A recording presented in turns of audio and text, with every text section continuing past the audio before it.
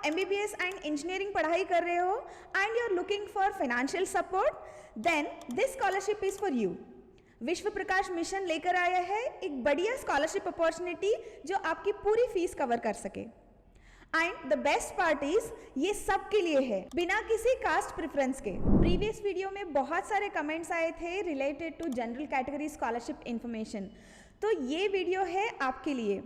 Other than this, ये video में मैं और भी 5 to 6 स्कॉलरशिप्स के नेम्स मेंशन करने वाली हूँ जो general category, in fact all categories के लिए एप्लीकेबल है।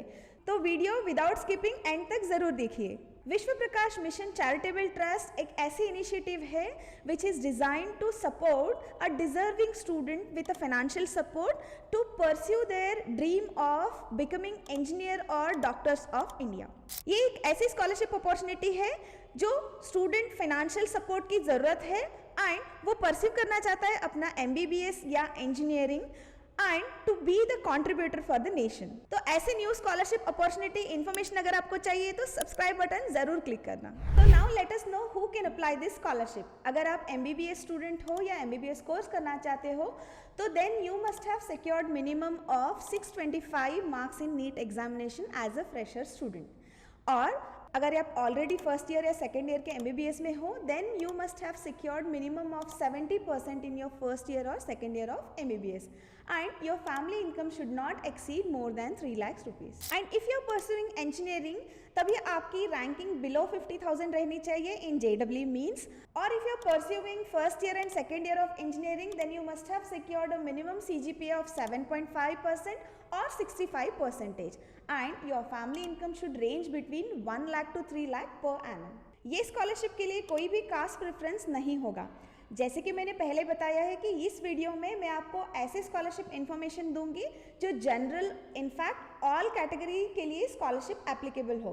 तो विदाउट स्किपिंग वीडियो एंड तक जरूर देखना। तो अब चलते हैं विश्व प्रकाश मिशन स्कॉलरशिप की अप्लाई प्रोसेस पर। ये स्कॉलरशिप की लिंक को मैंने ऑलरेडी डिस्क्रिप्शन बॉक्स में मेंशन किया है, तो click on that link and you will be redirected to a form where you need to fill the details like student name, father name, then address of the student, then for which course you need the financial assistance, either MBBS or BTech, then select the current year of the course।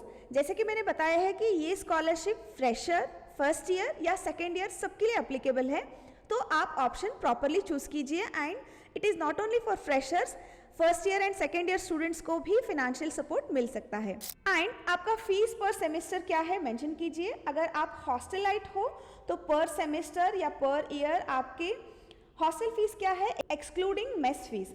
All India ranking mention कीजिए and any other competitive entrance examination you have written, enter the ranking of the same, then give the details of the name of the institute जहाँ से आपने coaching लिया है, that might be for NEET और for JEE, जहाँ से भी आपने कोचिंग लिया है तो आप वो इंस्टीट्यूशन का नेम और उसका फीस मेंशन कर सकते हो। Remember it is not a mandatory field, अगर आपने लिया है तो मेंशन करो, अगर आपने कोचिंग नहीं लिया तो यू कैन स्किप दैट।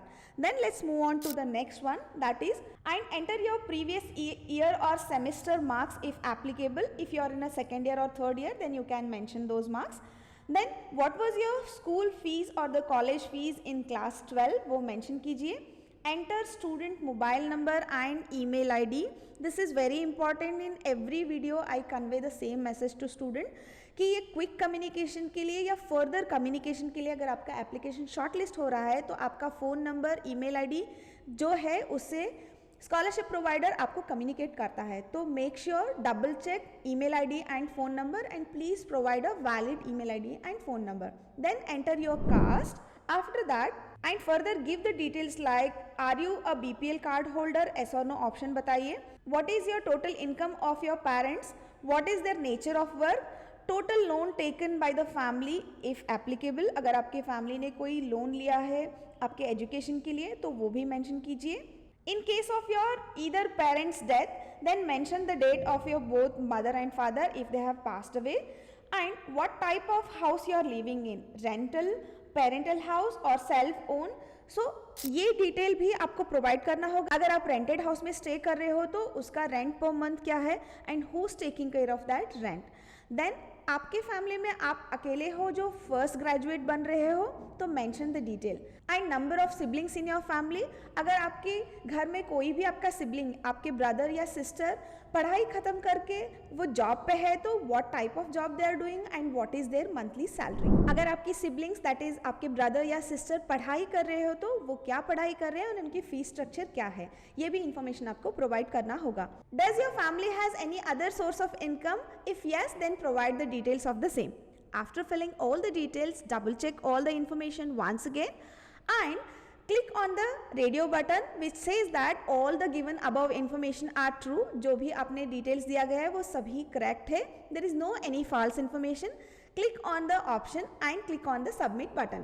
सिर्फ इतना ही नहीं और एक important information आपको provide करना है, that is terms and conditions of this scholarship that every applicant must know. So don't skip the video. Terms and conditions for Vishwa Prakash Mission Financial Assistance Program. How does the trust choose the student? Trust ऐसे student को choose करता है जिसको financial need बहुत ज़्यादा ज़रूरी है to continue his और her studies bye checking the background of their family money problem, social status and the most important आपके स्कूल या कॉलेज के grades. What trust help with? Mainly trust उन लोगों को हेल्प करते हैं जो उनके स्कूल या कॉलेज एक्सपेंसेस कवर कर सके, तो ऐसा फाइनेंशियल सपोर्ट ये ट्रस्ट प्रोवाइड करता है। एंड अदर एक्सपेंसेस भी कवर करता है, जैसे कि अगर आप हॉस्टल या मेस के एक्स्ट्रा फीसेस है तो वो भी शायद कवर कर सकता है। एंड दिस फाइनेंशियल सपोर्ट और the fees will be directly credited to school और कॉलेज।